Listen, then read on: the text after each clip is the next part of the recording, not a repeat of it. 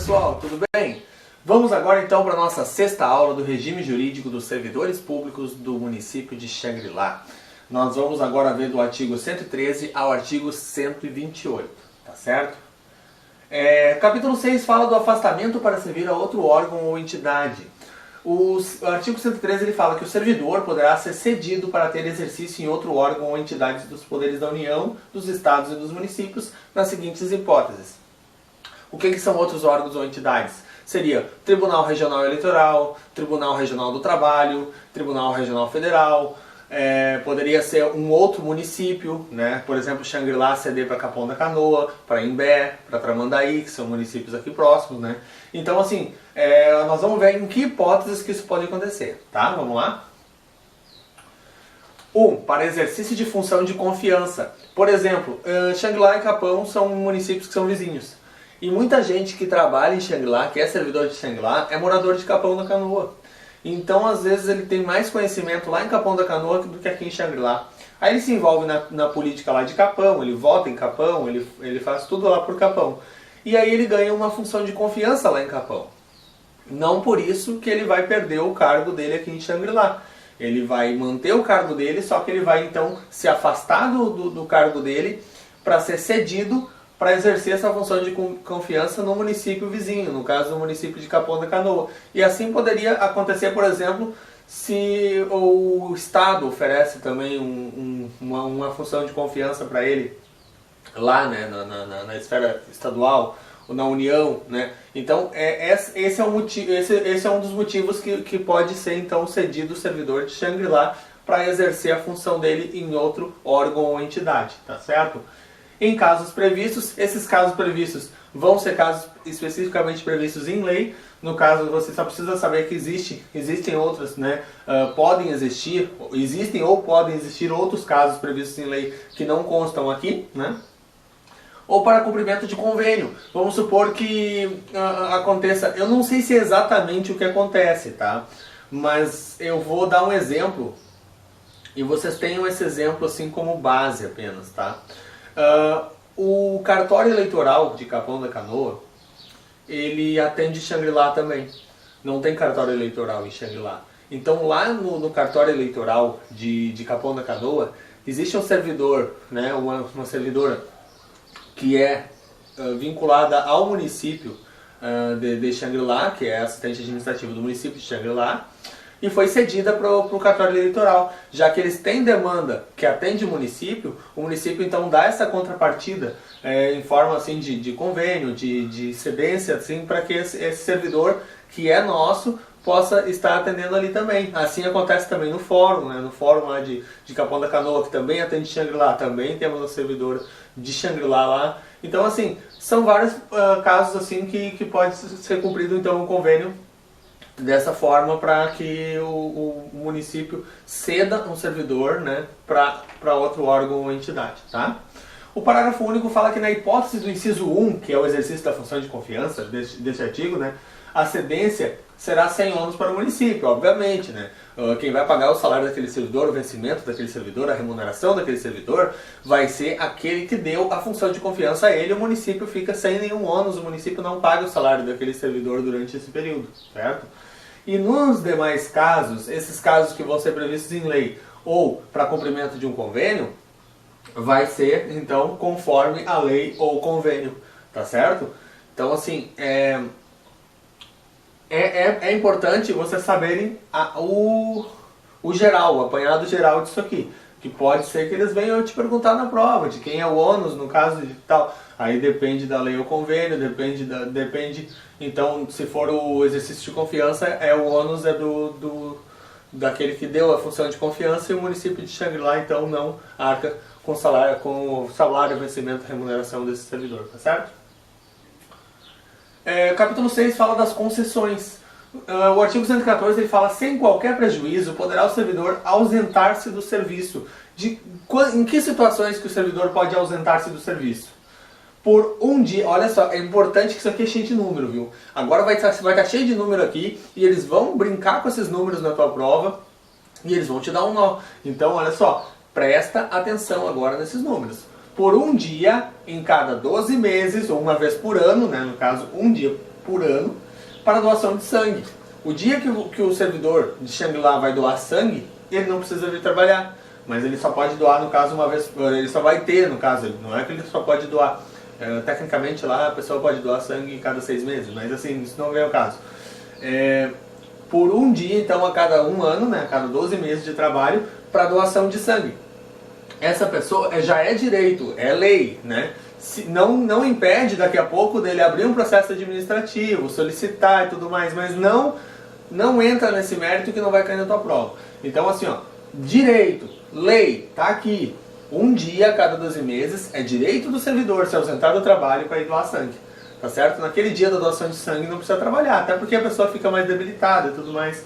Então, vamos lá.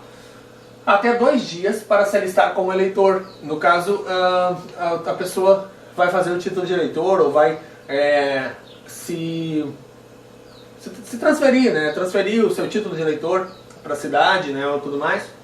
Ele então tem até 2 dias para isso. Ele pode pedir uma licença, a lei vai garantir para ele que ele tem esse direito, certo? Até 5 dias, por motivo de... Agora vamos ver todos que são 5 dias, tá? Casamento, 5 dias. É o dia do casamento mais 4, tá? Falecimento do cônjuge, companheiro, pais, madrasta, padrasto, filhos ou enteados e irmãos. Lembra daqueles parentes mais próximos, que seriam todos parentes de 1º grau, né? A exceção do irmão, que seria um parente de 2º grau, mas a gente considera como se fosse, né? Popularmente a gente considera o irmão como um parente de 1º grau, ele é juridicamente um parente de 2º grau, porque vai até o pai e volta até o irmão, dá 2 graus, né? Mas assim, tecnicamente é aquilo que a gente conhece popularmente como parentes de 1º grau, então 5 dias, tá? De ausência. Então, casamento e falecimento de qualquer parente tecnicamente de 1º grau, 5 dias, tá? Agora, quando é o caso de 2 dias consecutivos, quando morre o avô ou a avó. E aí você vai perguntar assim pra mim, tá, mas se morrer primo? E se morrer tio? E se morrer sobrinho? A legislação não prevê. Então, não é uma coisa... Claro, tu pode ir lá, tudo, prestar tuas condolências e tudo mais, mas provavelmente se não for abonado esse dia, por vontade própria da administração, tu pode compensar, fazer uma compensação de horário desse dia e tudo mais, né? Mas não é previsto na lei a ausência remunerada e justificada do servidor automaticamente por falecimento de primo, tio, sobrinho e cunhado, sei lá o que. Então assim, 5 dias, cônjuge, companheiro, pais, madrasta, padrasto, filhos ou enteados e irmãos, que é o 1º grau, né, e tudo mais, o irmão 2º grau, mas tecnicamente 1º grau. E até 2 dias consecutivos, avô e avó. E só. Não tem... Nem o neto, por exemplo, não entra aqui. É avô e avó, né? Por 2 dias... por 2 descansos especiais de meia hora cada um, durante a jornada de trabalho diária, para amamentar o seu próprio filho, até que este complete 6 meses de idade. Então, as mamães aí, né, que forem servidoras de Shangri-La, até que a criança complete 6 meses de idade, ela vai ter 2 descansos especiais de meia hora cada um durante a jornada de trabalho para amamentação, né? O 6 fala que por 2 descansos especiais de meia hora cada um durante a jornada de trabalho diária para amamentar o próprio filho, até que este complete 6 meses de idade. Vocês viram que eles colocaram exatamente igual na lei, os dois, olha só. Só que não foi eu que inventei, tá? Isso aqui tá na lei de Shangri-La, depois vocês olham lá na internet pra vocês verem. Tá desse jeito, exatamente igual os dois artigos, né? Então, os 2 incisos, né? Vamos lá então. Poderá ser concedido horário especial ao servidor estudante quando comprovada a incompatibilidade entre o horário escolar e o da repartição, sem prejuízo do exercício do cargo. Tá? Então ele tem, quando ele é estudante, né, ele pode comprovar que o horário dele é incompatível com o horário que ele cumpre no município, é incompatível com o horário escolar dele. Escola, faculdade e tudo mais, né?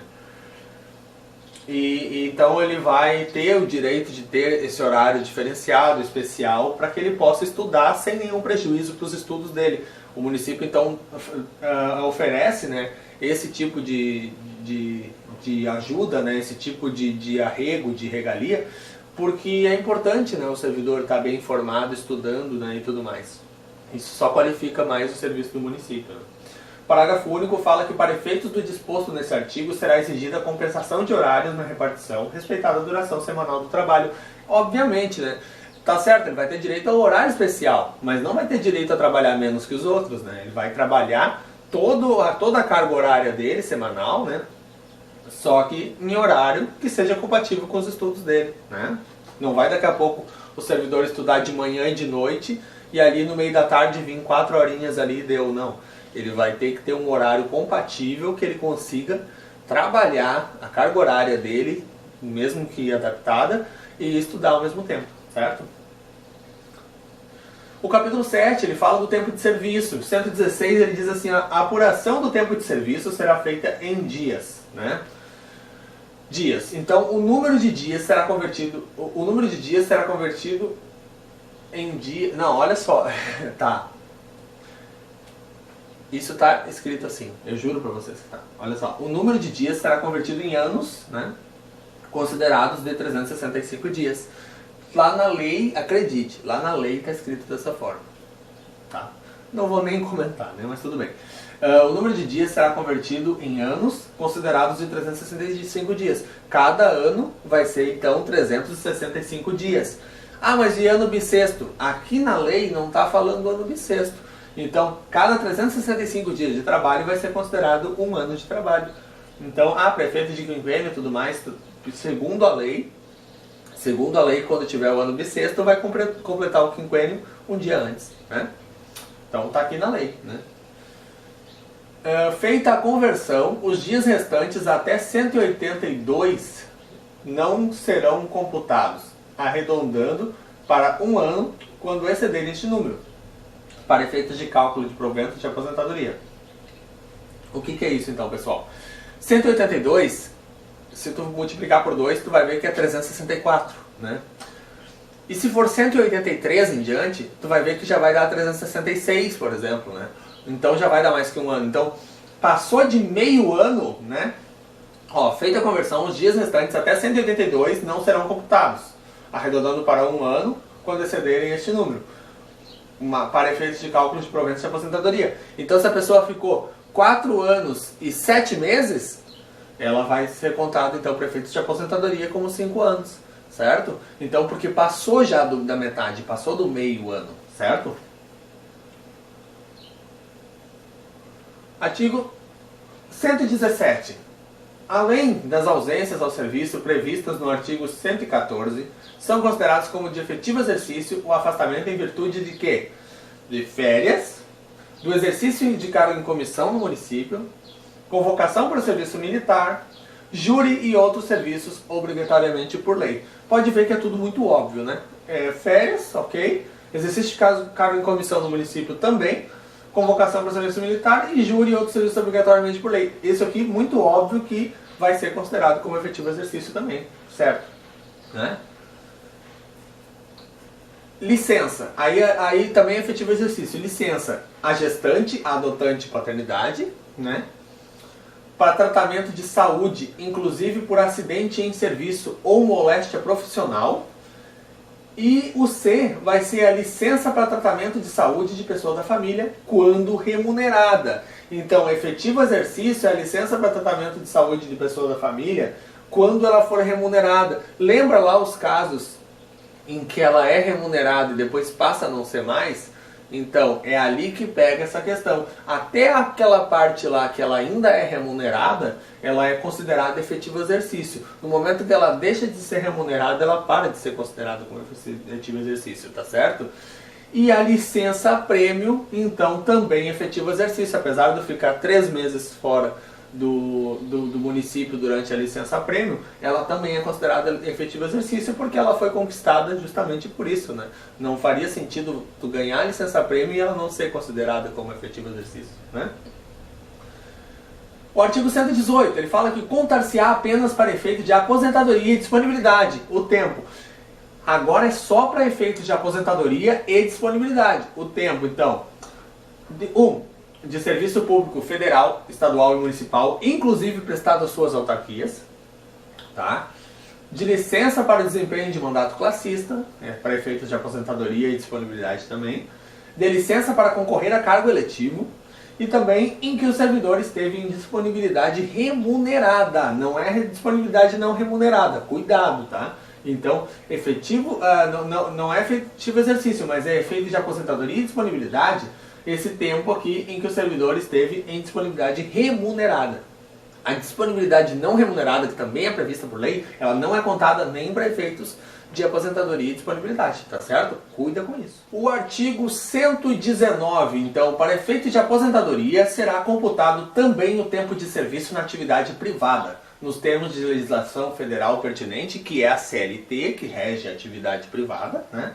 Desde que o servidor conte com mais de 15 anos de serviço prestado ao município. Então, assim, ó, se o cara já trabalhou lá um tempão lá na atividade privada, tá lá com 20 e poucos anos, e aí vem a ser servidor do município, ele pode contar esse tempo da atividade privada e somar para se aposentar pelo município. Só que tem essa questão, ele tem que contar com pelo menos 15 anos, né, com mais de 15 anos de serviço prestado ao município, tá certo? Ele não pode se aposentar pelo município contando o tempo de atividade privada sem que complete os 15 anos de atividade pelo município, tá certo? O artigo 120. O tempo de afastamento para exercício de mandato eletivo será contado na forma das disposições constitucionais ou legais específicas. Então isso aqui vai estar na Constituição ou em leis específicas. Não precisa te preocupar em saber isso nesta aula, tá? Se lá na Constituição aparecer, aí é outra história, outra aula, né? Pode ser que nem te peçam isso na tua prova. Então, se for cair isso na tua prova, com certeza vai estar abordado nas aulas de Direito Constitucional, tá? Artigo 121 é vedada a contagem acumulada de tempo de serviço simultâneo. Por exemplo, uma professora, ela é concursada 20 horas, né? E aí ela vai e faz uma suplementação de mais 20 horas. Então ela vai ter duas matrículas, ela vai ter uma matrícula de concursado e outra matrícula de suplementado. Ela vai trabalhar de manhã e vai trabalhar à tarde, né? Não tem como cada ano que ela trabalhar contar como 2 anos, porque ela está exercendo 2 vezes o cargo. O tempo de serviço simultâneo é contado uma vez só, né? Porque senão uma pessoa que teria que trabalhar 30 anos trabalharia apenas 15 e tchau, vai para casa, né? E não é bem assim. Então é vedado então a contagem acumulada de tempo de serviço simultâneo. É isso que significa o artigo 121. Tá? O capítulo 8 ele diz do direito de petição. É assegurado ao servidor o direito de requerer, pedir reconsideração, recorrer e representar em defesa de direito ou de interesse legítimo. Então, é o direito de petição, né? A pessoa pode pedir aquilo que ela entende ter direito, certo? O parágrafo único fala que as petições, salvo determinação expressa em lei ou regulamento, serão dirigidas ao prefeito municipal e terão decisão final no prazo de 30 dias. Então, salvo determinação expressa em lei ou regulamento, as petições vão ser sempre feitas para o prefeito. E essas vão ter uma decisão final no prazo de 30 dias. Tem prazo de 30 dias aqui, então, para o prefeito se manifestar contrário ou favorável à petição do seu servidor, certo? O 123 fala que o pedido de reconsideração deverá conter novos argumentos ou provas suscetíveis de reformar o despacho, decisão ou ato. Então, é necessário que haja algo novo quando tu for pedir reconsideração. Tu não vai só mandar de novo o mesmo pedido e dizer, pensa melhor. Não, tu vai ter que ter fatos novos, argumentos novos, provas, alguma coisa que em base melhora aquele teu pedido, né? Para que possa então ser deferido, né? Ou continuar sendo indeferido, mas para tu pedir reconsideração tu tem que ter realmente algum fato novo, né? Parágrafo único, o pedido de reconsideração, que não poderá ser renovado, será submetido à autoridade que houver prolatado o despacho, proferido a decisão ou praticado o ato. Por exemplo, o que isso quer dizer? Se foi feita uma petição para um secretário municipal e ele negou, tu vai pedir reconsideração para esse secretário, né? Para o mesmo secretário, não vai ir para o prefeito no caso de negativa do secretário. O pedido de reconsideração aí é direto para o secretário, é diferente do recurso que nós vamos ver daqui a pouco, tá? Caberá recurso ao prefeito como última instância administrativa, sendo indelegável a sua decisão. O que significa então? Eu faço uma petição, eu sou servidor. Aí eu vou fazer uma petição para o meu secretário. Meu secretário nega. Aí eu vou reunir provas, algum fato novo, vou pedir reconsideração para o meu secretário. Ó, reconsidere o meu pedido. Aí o secretário diz, continuo negando, permanece minha decisão. Aí eu vou recorrer ao prefeito. Ó, senhor prefeito, eu venho através deste recorrer da decisão do meu secretário. E aí esse recurso vai ser com o prefeito, vai ser a última instância administrativa, porque depois não adianta dizer, não vem me dizer que o prefeito é Deus. O prefeito não é Deus. Ele é a última instância administrativa. Isso serve para tudo, tá, pessoal? A última instância administrativa no âmbito do município é o prefeito. Então, assim, ó, ele é a última instância administrativa e é indelegável essa decisão. É o prefeito que tem que, mesmo que o assessor jurídico deu um parecer lá, opino que tal coisa, sugiro tal coisa, mas quem vai dizer aceito, não aceito, defiro, não defiro, é o prefeito, tá? O prefeito é a última instância. O parágrafo único fala que terá caráter de recurso o pedido de reconsideração quando o prolator do despacho de decisão ou ato houver sido o próprio prefeito. Obviamente, né? No momento que tu pede uma coisa direto para o prefeito e ele nega, não há que se falar em reconsideração, ele vai ter um efeito de recurso, né? Então, tu pode até pedir como reconsideração, mas ele já vai ter o efeito de recurso, porque senão tu iria 3 vezes, né? Eu acho que 3 vezes já é um exagero. Então, assim, ó, no momento... Tu pede pro prefeito, ele nega. Aí tu reconsideraria para pedir reconsideração. Aí voltaria. Aí tu faria um pedido de recurso. Daí, pô, vem 3 vezes para o mesmo negócio, o prefeito vai ficar indignado contigo. Então, assim, vai já ter o caráter de recurso. Então, no momento que tu pede uma reconsideração pro prefeito de uma decisão que ele tomou, já é o próprio recurso, tá? Então ali, essa decisão vai ser a última e pronto, última instância administrativa. Qualquer coisa pode procurar a justiça, né? Mas a última instância administrativa é o prefeito, tá? O 125 fala que o prazo para interposição de pedido de reconsideração ou de recurso é de 30 dias, a contar da publicação ou da ciência pelo interessado da decisão recorrida.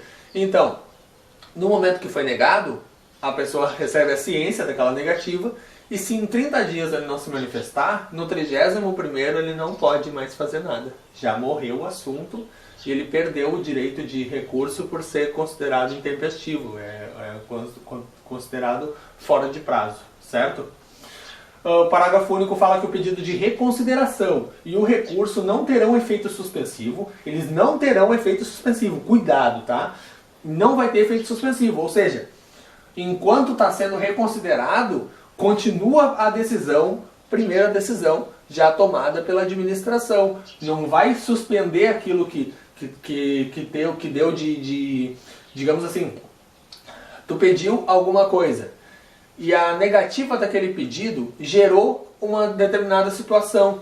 Quando tu pede a reconsideração, não vai suspender aquilo que está acontecendo. Aquilo que está acontecendo vai continuar acontecendo, certo?